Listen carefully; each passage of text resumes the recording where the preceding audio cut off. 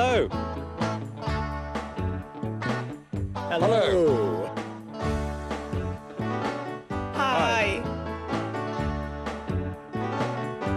Hello.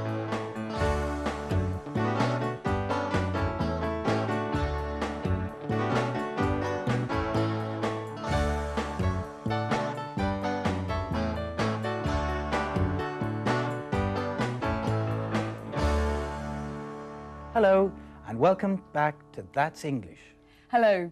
Today's programme is a bit different from the last one. We're going to look at the English language from a different angle, desde un punto de vista diferente. Yes, we're going to look at some of the ways you can be polite in English. For example, how should you address people? Should you call them Mr. or Mrs., or can you use their first name?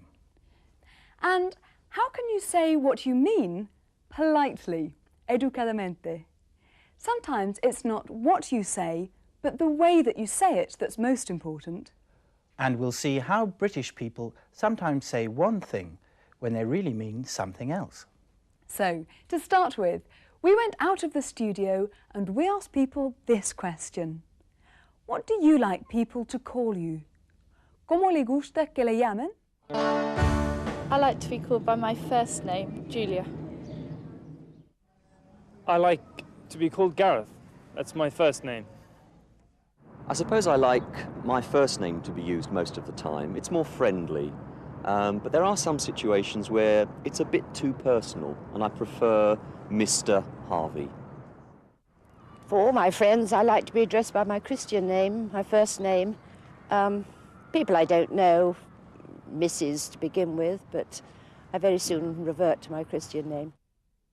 Well, certainly on a social occasion, I think I much prefer people to call me by my first name.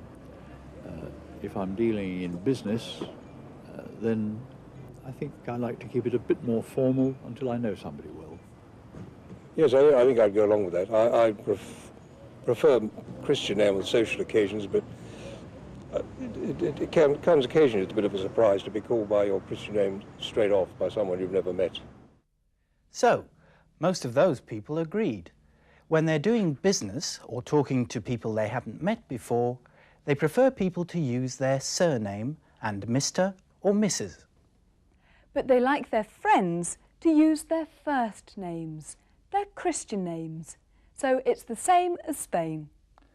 Pero veamos cuál es la reacción ante formas más coloquiales.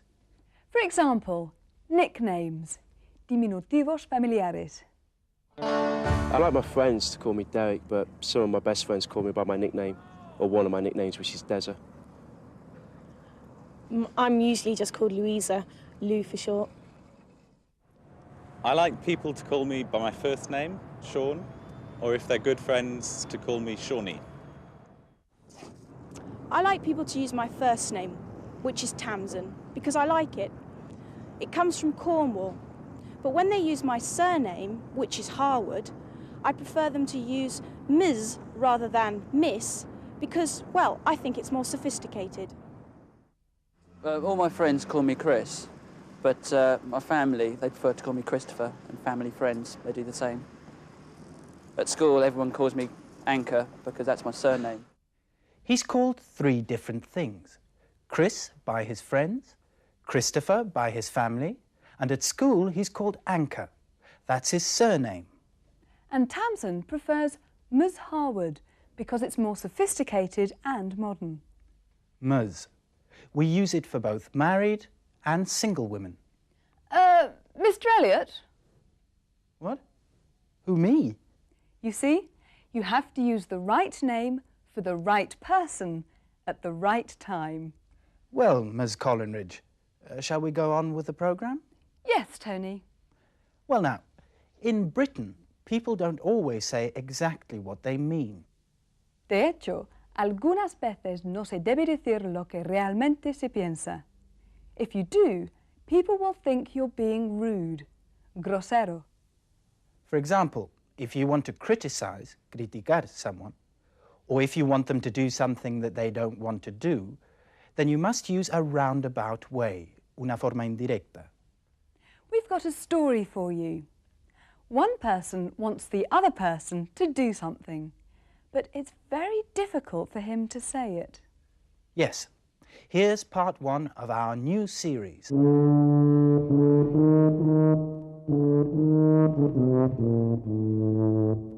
¿Cómo ser británico? Being polite.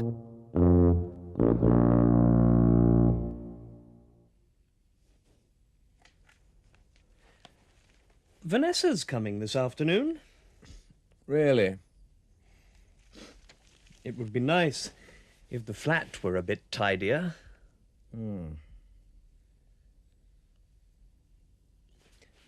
I'm going to tidy up. Good. And then I'm going to put some smarter clothes on. It's nice to dress more smartly when you have a visitor, isn't it?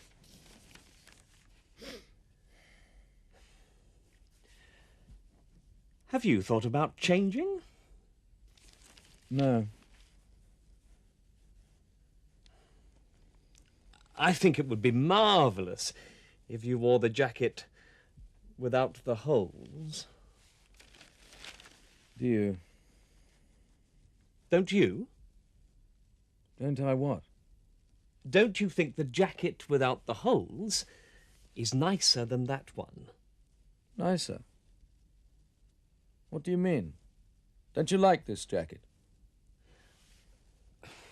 Well, I'm not sure that I do, actually. Oh. And wouldn't you like to put a clean shirt on? No, I wouldn't. I'm reading the paper. These trousers aren't the smartest ones you've got, are they? Look, what exactly are you trying to say? Why don't you say what you mean? All right. I don't like what you're wearing. In fact, I think your clothes are disgusting. There's no need to be rude. There's no need to be rude. That's the problem, you see. Sometimes, if you say what you really mean, people think you're rude. Let's look more closely at some of the things the man said. He really wanted to say, I want you to change your clothes. I want you to dress more smartly. But what did he say? It's nice to dress more smartly when you have a visitor, isn't it? It's nice to dress more smartly when you have a visitor, isn't it? Then he wanted to say, I don't like that jacket because it's got holes. But what did he say? I think it would be marvellous if you wore the jacket without the holes. I think it would be marvellous if you wore the jacket without the holes. Usually, British people would understand all that. When someone says, I think it would be marvellous if... they know that the other person is really asking them to do something. Tony, I think it would be marvellous if you straightened your tie. Oh, yes, of course. Oh, and Vanessa? Yes? I think it would be nice if you sat up in your chair. Of course. Thank you. Es importante que la gente no piense que eres maleducado.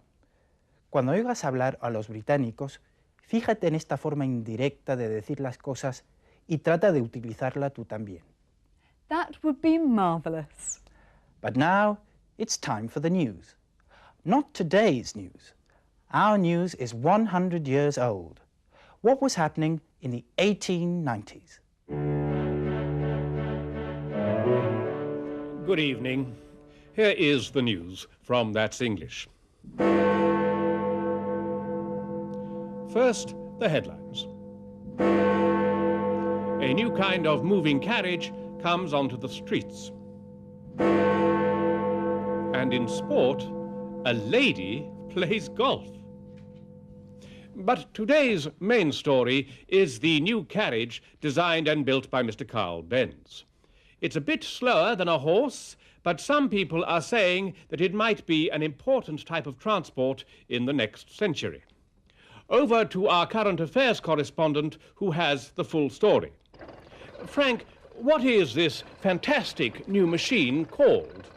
Well, Trevor, scientists have invented a new word. They've put together the Greek word auto, which means by oneself, and the Latin word mobilis, which means moving.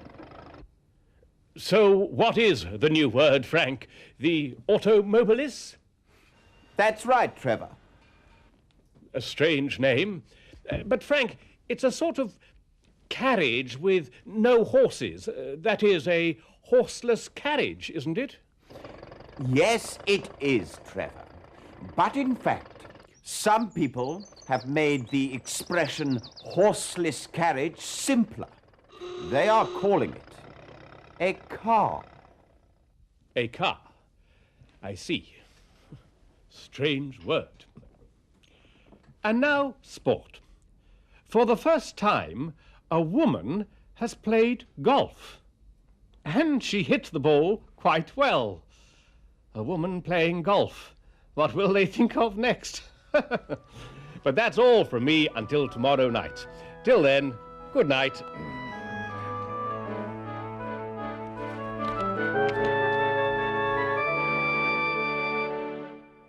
What was that word they used for the first car? The automobilis? They didn't get that right, did they? And I didn't know that the word car is short for horseless carriage. Yes. At first it was a sort of nickname. Then car became the popular word. I'd like to look quickly at two common expressions that you hear on news programmes. First, what's the English for los titulares? First, the headlines. The headlines.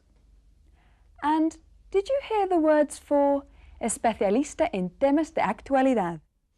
Over to our current affairs correspondent, who has the full story. Our current affairs correspondent. But that's all we have time for. It would be very nice if you joined us next time. Bye for now. Bye. See you soon.